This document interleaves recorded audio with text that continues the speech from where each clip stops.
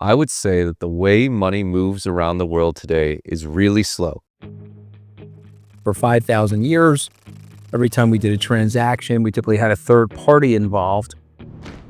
There was approximately $4 trillion of transaction verification fees that are happening all over the world. That would include credit card fees, wire service fees, checkbook fees, particularly for lower and middle income people. They struggle with their local bank with these fees. Today, you always have somebody in the middle and always extracting some rent. We're moving into a world where that money can flow directly, and Solana is the fastest version of that network that lets it go directly from me to you. Solana is the highway that money uses. So when money wants to go fast, it's going to use the highway. It's fast, it's cheap, and it's scalable. You don't have a gatekeeper. You don't have a person who tells you you can't get access to finance. And that's really what makes it all different. So instant near zero cost for global payments is an enormous game changer.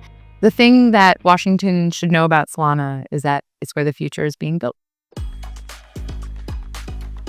The United States is the crypto capital of the world and will remain so for three core reasons. Number one, human capital. I think the United States has the best developers, the best developer community in the world.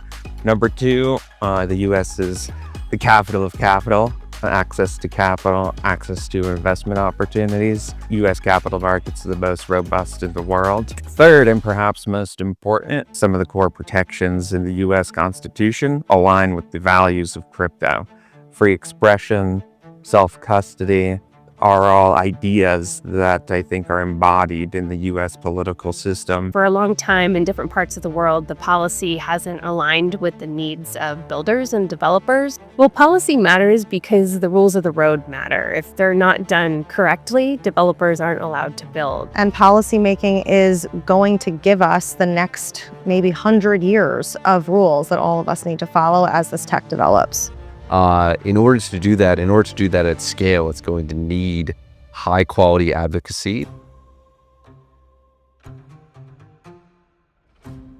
I think what's really encouraging for me is that in the past, this would have been a big deal.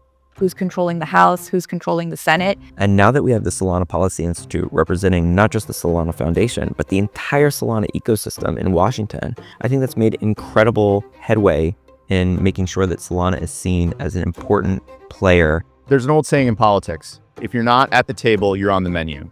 The Solana Policy Institute is at every table that matters in Washington, working with regulators and legislators, Republicans and Democrats. We've been able to, instead of being on defense, be able to actually work constructively to usher in a new wave of innovation in the United States. Now that we're making strides in getting the rules of the road in place, like the Genius Act. Namely, the Genius Act passing is huge for developers in every ecosystem because it is an example of us getting clarity for what is allowed and what is not allowed in the United States. The Genius Act creates a clear and simple regulatory framework to establish and unleash the immense promise of dollar-backed stable coins.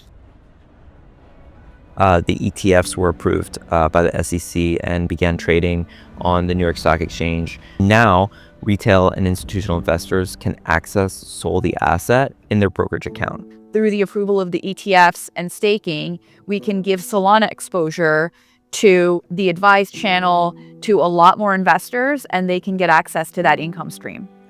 Billions of people in the next 10 years are going to be holding US dollars as stable coins on Solana blockchain. This is going to change a lot of people's lives in very profound ways, and it's good for US national strategic interests. Following the passage of Genius, other jurisdictions and policymakers have really looked to America to understand how to frame and craft their own versions of stablecoin legislation.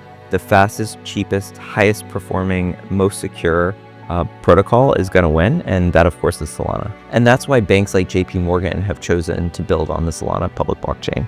Our goal is to build a system that's durable for several decades, not one that's going to be influenced by any individual midterm election or presidential election. What we're building on Solana, which is, yes, a financial movement, but also a cultural movement. We have 7,000 people here at Breakpoint in Abu Dhabi from over 100 countries that are all building incredible applications on Solana and pushing the industry forward and never stopping and fighting hard, but also having an incredible time and celebrating the incredible Solana ecosystem together. One of the top priorities for the Solana ecosystem in 2026 is working with Congress to pass durable legislation that provides Solana's builders, investors, and holders with fair tax treatment. And that's a quick, easy win that we could score on behalf of crypto users and those who are staking to secure networks. And we're going to just keep going until every single financial institution and every single investor on Earth is on Solana.